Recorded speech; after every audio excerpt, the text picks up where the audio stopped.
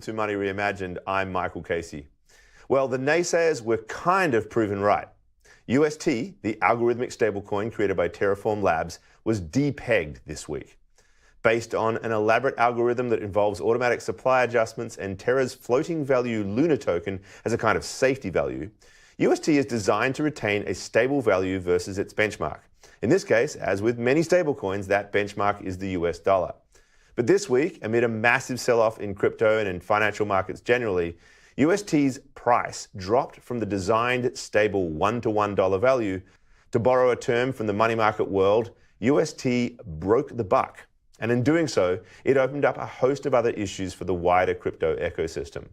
One of the main problems is that UST's woes seems to contribute to an acceleration in the sell-off of Bitcoin, which briefly dropped below $30,000 on Monday evening. That's because of a step taken earlier this year by the Luna Foundation to accumulate a Bitcoin reserve as an additional backup to its efforts to protect UST's value and the integrity of the Luna ecosystem. That's because to protect UST's value, the foundation now had to sell Bitcoin. What this speaks to is a classic problem that weighs heavily on financial professionals and regulators, the idea of systemic risk. That's a concept that was famously present during the 2008 financial crisis, where stress in one market had domino effects on other markets.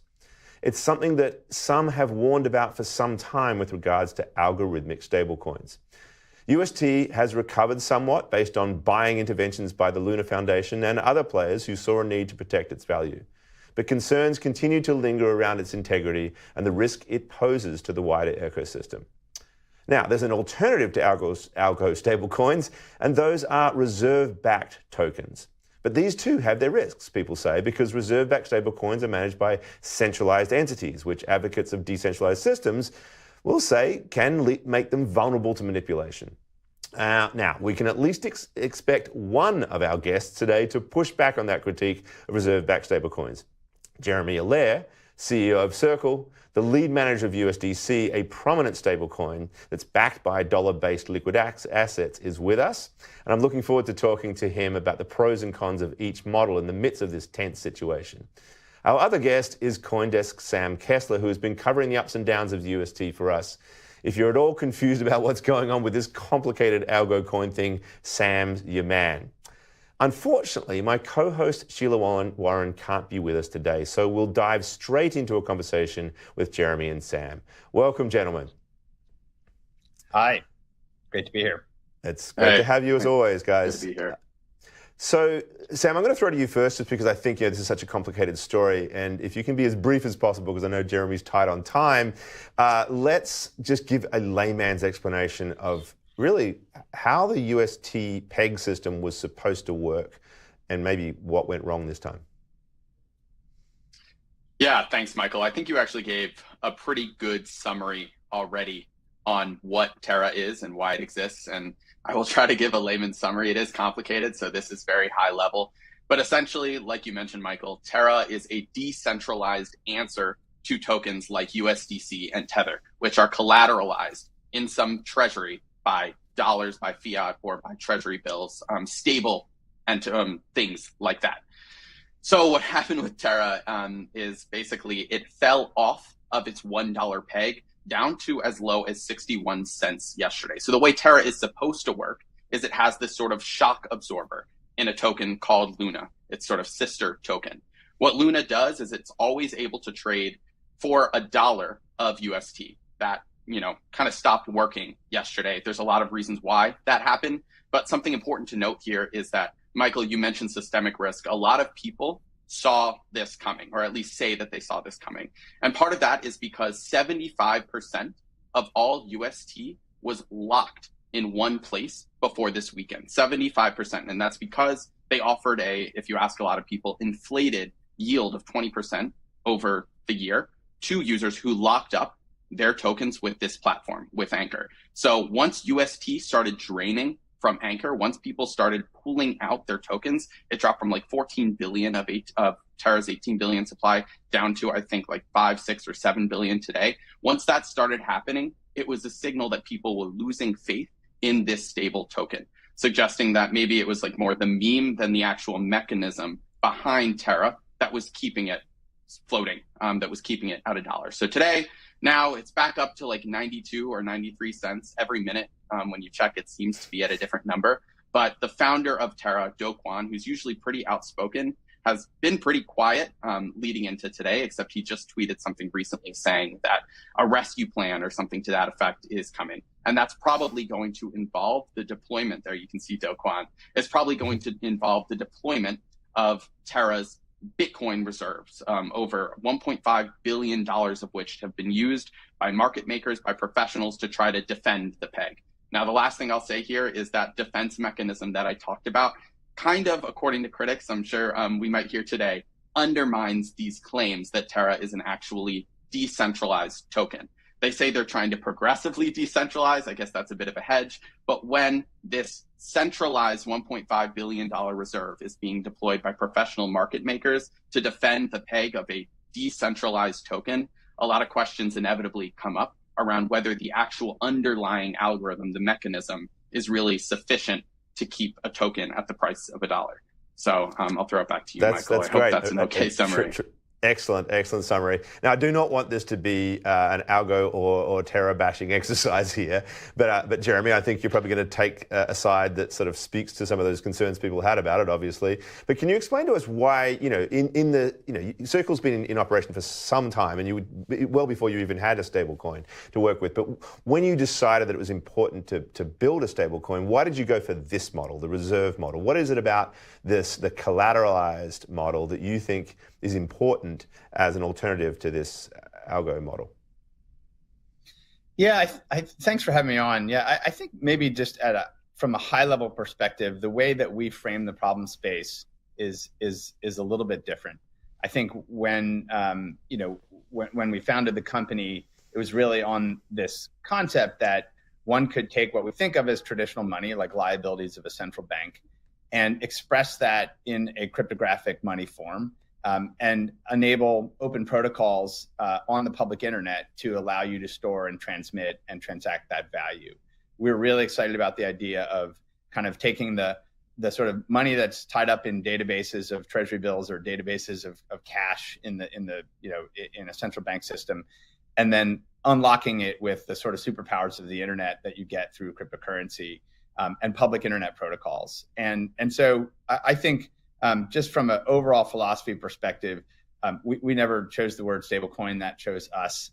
We really have always thought about this as ways to take fiat and create digital currency versions of it that can function at scale on the internet, with an eye towards the promise of programmable money. So when we founded Circle 9 years ago, smart contracts were sort of ideas on napkins, but it was very clear that if you could have a protocol layer that could allow you to represent dollars, euros, pounds, other currencies, and then you could essentially have the storage and transmission of those basically become a free service on the internet, and you introduce programmability on this public infrastructure, that would allow you to really build and imagine a lot of really powerful new ways to structure financial services, commerce, trade, other things. So the vantage point was not how to build a stablecoin. The vantage point was how do we take kind of legacy money systems and create public blockchain-based alternatives to that. And so the other piece to it, which is really related, is we've always been interested in a hybrid model. I think over the very long term, synthetic stablecoins are a really important concept. And I think even in some of our first conversations, Michael, we talked about synthetic stablecoins that look more like an SDR. And I still am very long on those ideas. But I think as a starting point, we felt like if you could have a hybrid model where you could have seamless interoperability with the existing financial system. So you could enable the ability to kind of create and redeem seamlessly out of the existing financial system, that would be an important step towards sort of the uploading of dollars to the internet, and eventually to have circulation, be in these digital currency forms and get kind of the flywheels and utility value of that. And so just a very different vantage point. And so we just sort of have taken for granted this idea that there is a regulated intersection between, the existing, international monetary system and then these kind of crypto networks. And that's an important piece of infrastructure that people can build on top of. So we've actually got Janet Yellen weighing in on this whole topic at the moment, and I'd like to call up just a brief segment from her comments here, and then get back to you, Jeremy, in response. Sure. I would note that there was a report just this morning in the Wall Street Journal that a stable coin known as TerraUSD experienced a run and had declined in value. And I think that simply illustrates that this is a rapidly growing product, and that there are risks to financial stability, and we need a framework that's appropriate. The first thing to note is that the Treasury Secretary, unlike those of us who are glued to Twitter on a 24-hour basis, gets her news from a newspaper in the morning, but with all due respect to her. But at the same time, also very important that, the regulators are watching this, right? The government is watching this, and they're giving a lot of thought to what the future of digital dollars, of stablecoins, is going to look like in the future. And Jeremy, you've been involved in many, many discussions with these people. So I suppose my question to you is there have been concerns as well that if algorithmic stablecoins have one problem, collateralized stablecoins have another one. The risk that, those reserves are not sufficient, there's not enough transparency, and so forth. Where do you, given this attention, what is the base case that, Circle is making for USDC and the model you have projected as it pertains to what the regulatory framework will look like going forward? Yeah, so, one thing to note is, there's sort of this concept of, are these things regulated? How should they be regulated? In 2018, when we launched USDC, we had been working with banking supervisors throughout the United States and the EU on regulating the intersection of integrating between the existing banking system and digital currency. We in fact, were one of the most licensed and regulated companies in the world at that time. And we went to the regulators and said, hey, I think there's a way to take the same kind of stored value electronic money transmission rules that we have that apply to things like PayPal or Apple Pay or Venmo or these kinds of things, but with the novelty of doing this in a digital currency form that works on public blockchains. And so we worked with regulators to get USDC approved, and it is regulated, and the reserves are regulated. What can be in the reserves are regulated. They're audited. There's public reporting on it. And so, there's always been this framework. And that's actually a big part of why USDC has been so successful, is that people actually understand that it is a real fully reserved stablecoin that actually there are controls around. The people who run a business that do this, there's background checks. You can't have been someone who committed fraud. You have deep investigations into your risk management, into your compliance capabilities, into your security operations, into your cybersecurity. There's a lot of pieces that go into doing that. In terms of, the direction of travel, I think our view has been, as dollar digital currencies scale and stablecoin scale to global scale, as they are and increasingly going to, it probably makes sense to have like a national framework around that. And so whether it's Singapore or the UK or France or Japan or the US, that's happening. There's going to be national policies around stablecoins. And I think in many ways that is going to represent effectively a green lighting of this as an infrastructure that mainstream financial applications and commerce can be built on. Corporations will be able to hold these on their balance sheet. They'll be able to take them as a payment medium. People who write financial contracts will be able to incorporate them in. And so there's a great unlock that sort of happens with that. I think having national policy is a good idea. Congress is really working on this. What you heard from Janet Yellen was very much, hey, Congress, do your bipartisan job, get something done here. And actually, if you really look and scratch beneath the surface and you look at what's coming out of the House and the Senate, bipartisan, both Democrats and Republicans, it's pretty reasonable set of policy. It's not forcing stablecoin issuers to be banks. It's not forcing them, into kind of limiting their general use on the internet. So it's actually relatively well thought out policy coming from both Democrats and Republicans, and we think that's important. So, yeah, I mean, you mentioned at the end there this sort of not wanting to be banks. I mean, there is a vocal, whether it's a minority, certainly a number of voices in Washington who are saying that this should be the domain of banks and not, non-banks like yourselves. What is that now? I mean, where does that stand? I mean, you're pretty confident that that's not going to be imposed? Well, I think that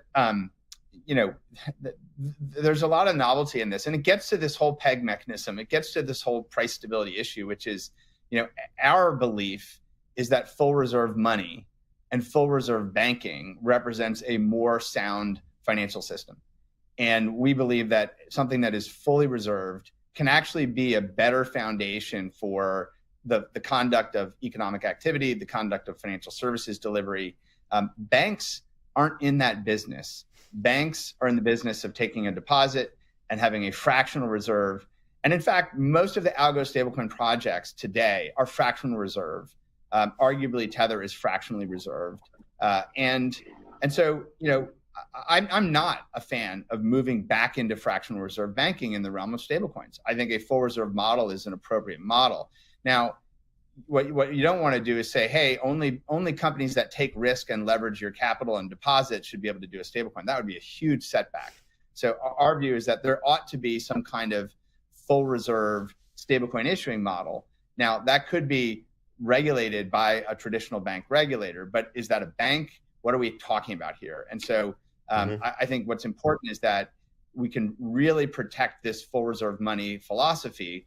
There's a sound money philosophy that courses its way through crypto. And there are some tokens and projects that certainly don't follow a sound money philosophy. And obviously there are core assets like Bitcoin and Ether, which I think do. And I think there can be a sound money philosophy around, fiat assets as well. It's something that's been advocated by economists for a very long time. And it's certainly core to the philosophy of USDC. But there's still a vocal group of people, Sam, out there who are saying that really, ultimately, we really should be designing something fully decentralized, that you should remove institutions like Circle from this process because whether we like it or not, those are, vulnerable points of failure. This morning, there was a tweet from Amin Goodsira, the founder of Avalanche, and he kind of, I think it was implying in that ultimately, USD might come out of this in a solid case because they're experiencing and learning how to actually manage open market operations, which speaks to the idea that there should be a hybrid model, that you've got the algorithmic element to this where there is, the automated supply adjustments and so forth. But there is also moments where a team of folks who are trained in managing these things step in and deal with that. So, it was an interesting case. I think people took a lot of issue with it as well. Is there a place for these sorts of things going forward? Do you think we'll eventually perfect the algorithmic model going forward, or is it just doomed to be vulnerable to these systemic risks? Yeah, so you're asking a reporter. I kind of have some Sorry opinions to put you on the spot, but on this, but what are people saying? No. I mean, I want to hedge. Look, my gut opinion is that we're not there yet. Maybe Terra's going to get back to $1. Maybe it's going to be some other token, but we're really not there yet. We have not figured out how to create these algorithmic or these decentralized stablecoins. But that tweet that you pulled up there, in my mind, speaks to a fundamental irony with Terra, which is that Terra, praises itself or positions itself as the, epitome of a decentralized stablecoin, decentralized being a keyword, not just algorithmic. And the fact that they need to have this central team controlling things. I mentioned before how they've got Bitcoin being deployed, billions of dollars worth onto markets, maybe even leading to that 10% drop in Bitcoin's price yesterday because of the sell pressure that it added. Anyway, because they have this central team of a handful of people who are actually basically, performing the role of a treasury or some sort of like a regulatory authority, I don't know. Because they have that, their boosters say that they have an advantage relative to completely decentralized tokens that don't have that central team. But again, they're a decentralized token and they have a central team. It's, the US dollar is backed up by guns, by armies. And it almost feels, when I see tweets like the one that you just pulled up, and this is my opinion, but it almost feels like they're basically saying that you need those same sorts of mechanisms to back up these decentralized algorithmic stablecoins, which in my mind just doesn't really mesh. And in a lot of people's minds, if you, decide you're in the mood to read Twitter today or yesterday. Twitter's certainly been people disagree alive with with it. So.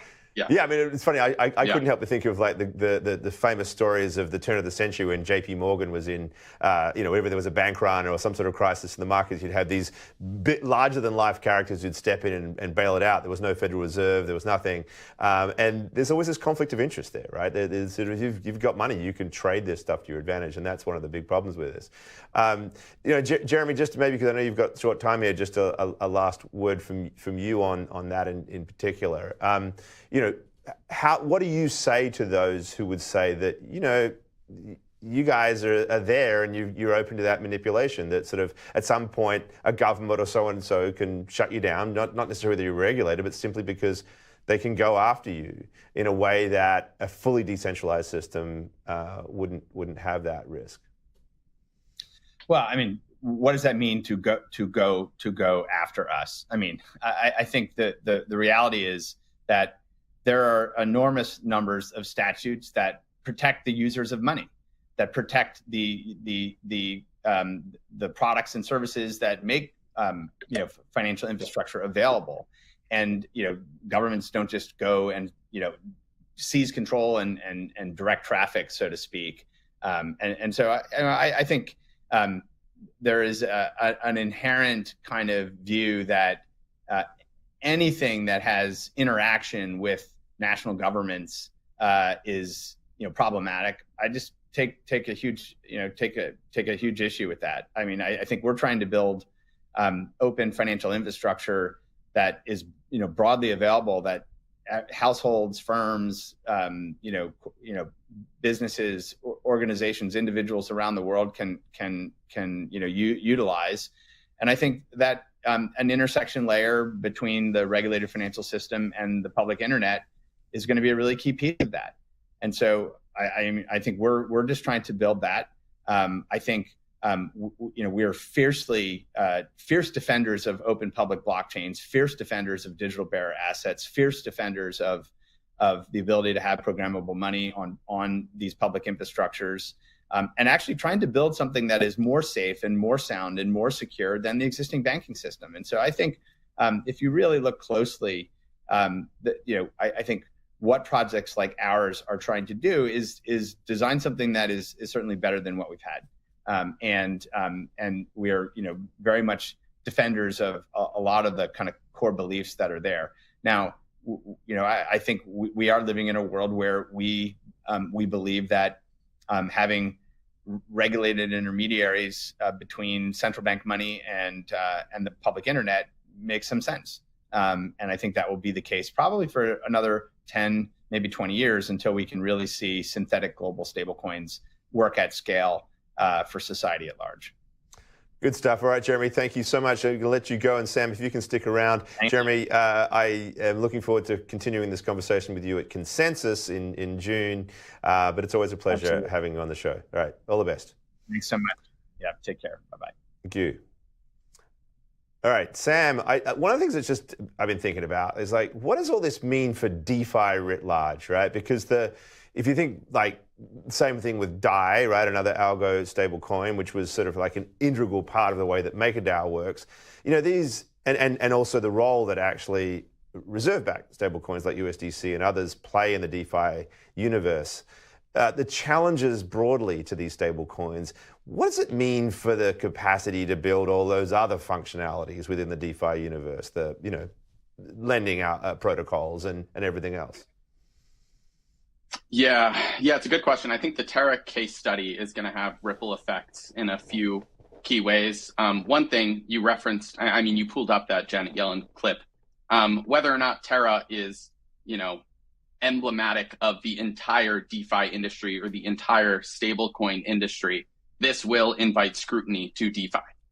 Whether you think that's a good thing or not depends on who you ask, but you cannot possibly blame them for scrutinizing DeFi after seeing something that's been referred by many to by many as like a confidence game or a Ponzi scheme. Whether that's fair or not, I don't know. But again, there's going to be regulatory scrutiny.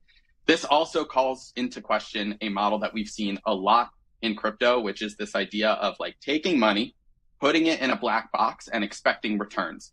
And oftentimes those returns come from VCs, big firms in this case, like Jump Crypto or 3 Hour Capital, or, coming from printing new money. If you look up Olympus, that's an interesting case study on this as well. But basically, Terra did that with its Anchor Vault, where they were offering these unsustainable 20% yields. They said, okay, if there's not an application yet for our stablecoin, we're just going to create this application by inviting you to lock it up, and we'll pay you, in exchange. And that just gets people to hold and not sell their tokens. That model ultimately has a finite amount of runway, as we've seen several times historically, or if you can call it history in this short world of DeFi. But anyway, it calls that into question. And then finally, this is maybe an indictment of this whole algorithmic stablecoin idea.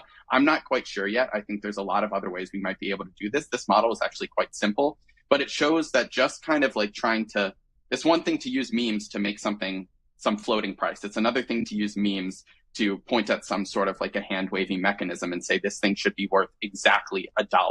When you're playing around with something like that, you're playing with fire, because you're saying this thing is something that if it's 1 cent off in either direction, it is not what you say it is. And in this case, that happened. And these stable coins, which underpin the entire DeFi ecosystem, they're incredibly important. And if we can't do that decentrally, or if that's a word, we have problems. It is now. Because the whole vision is decentralization. Yeah.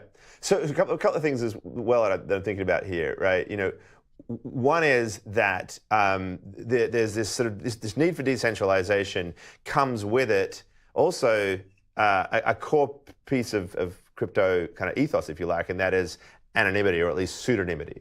And that, it's all very well to say, okay, there are these characters that can step in and manage the float and so forth, but when you don't know who the figure is behind it, the first movers and others who are in a position of influence are incredibly empowered in ways that they aren't in a more kind of transparent system to actually manipulate things. So I wonder whether any of this starts to bring that into question.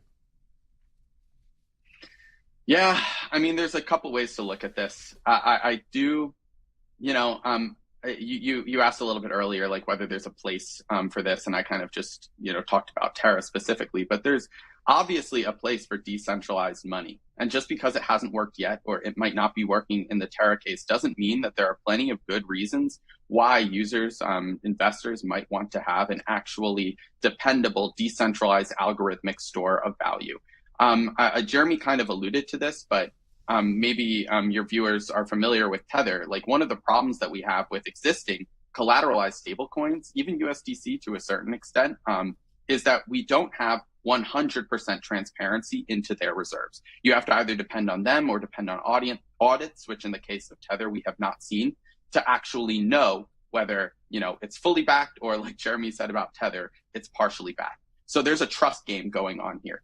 Just the issue with an algorithmic, model is that there is still a trust game. You're not trusting that they've got money in the bank, but you're trusting this mechanism, and you're trusting centralized parties, in this case, Do Kwon, to say, hey, my mechanism works.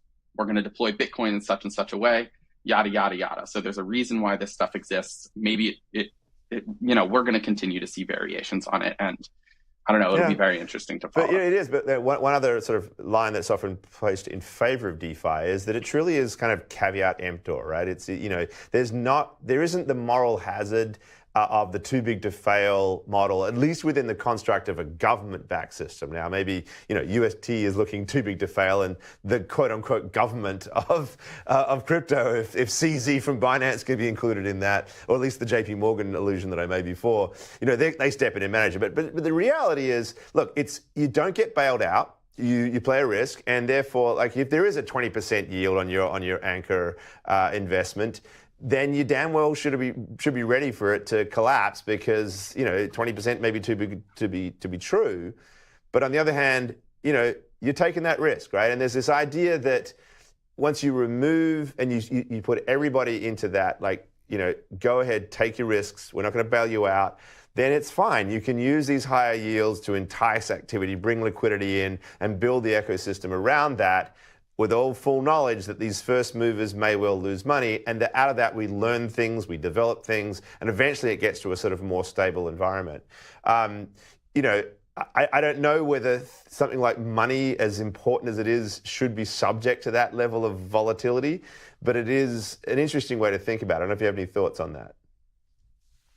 Yeah, I definitely have some thoughts on it. And I think this is something that you heard about a lot when Tether was being called into question sometime last year when, like I said, we weren't sure if it was fully backed. The thing is, Tether and USDC right now form the foundation of all of decentralized finance. That's billions of dollars. And in the long term, probably going to be trillions of dollars if things, well, you know, it's been a tough couple of days, but if things continue at the broader pace that they seem to be moving at. So in a world where USDC and Tether move to the wayside and something like a Terra comes in, which is kind of built on faith that it's going to be pegged to this dollar, and then sits at the foundation of these billions upon billions of dollar, you know, systems.